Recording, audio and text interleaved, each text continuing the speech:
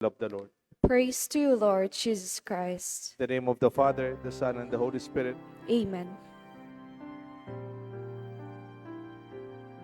People were amazed, for Jesus was a man of authority, a man of integrity. Twice in the gospel, it has been heard that Jesus was teaching with authority. But in fact, Jesus did not have any authority. Wala naman po siyang posisyon. Hindi naman po siya naging teacher of the law. Hindi naman naging scribe. Wala po siyang posisyon as in principal, president, vice president. Parang sa atin, wala naman po siyang official designation. Pero siya ay kinilala as a man of authority, a man of integrity. Siguro malaking bagay ito sa naging buhay ni Kristo. It assumes many various parts or segments, but there's harmony and complementation. Yung integrity, gusto sabihin, parang magkasangga-sangga ang kanyang buhay. It's a process of integration like systems where all is so connected towards the same purpose. Like a river that flows towards the same direction that sustains life. If there's dedication and calmness, integrity can be seen in a solid completion of the Word of God. Jesus was even taught as a teacher with authority in Mark 1, chapter 1, verse 22. The people were amazed at His teaching, and He taught them with real authority. Parang kinumpara nga pa siya sa mga talagang people with authority.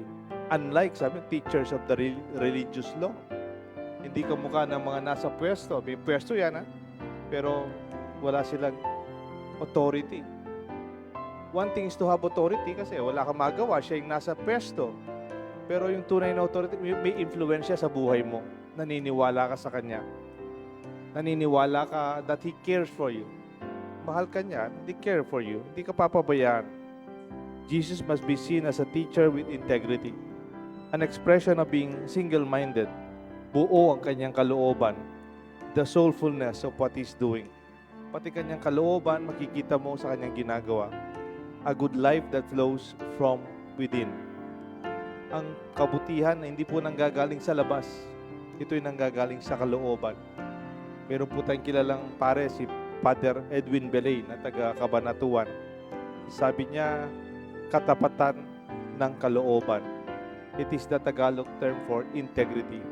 Katapatan ng kalooban.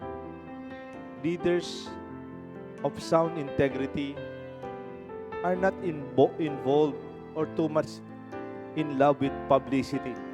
Para hindi sila masyadong conscious kung napicturan ba to o nandyan pa ako sa picture.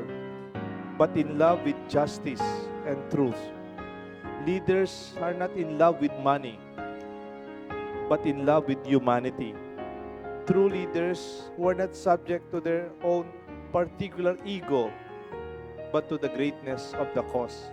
Actually, these words are from Martin Luther King. Kaya baka naman sa simbahan sabi nyo, hindi naman ako yung PPC President. Hindi naman ako yung PPC Vice President. Hindi naman ako yung PPC Treasurer. Hindi naman ako yung liturgist. It does not matter. Ang mahalaga yung kalooban natin. Ang ating kagustuhan, makatulong, magserbisyo, magbigay ng papuri sa Diyos galing sa ating kalooban. Ito po ang ating mabuting balita. May we always do and serve always from within our hearts. Pwede kasing you can be in a position, you can be elected in a high position, but people do not look up to you. There is no authority. In fact, people may even be disgruntled because of this. Kaya si Jesus ang magandang halimbawa sa atin. Wala naman po siyang posisyon na na-elect siya, pero naniniwala ang mga tao sa Kanya. This is real authority that comes from integrity. May God bless us all, the Father, the Son, and the Holy Spirit. Amen.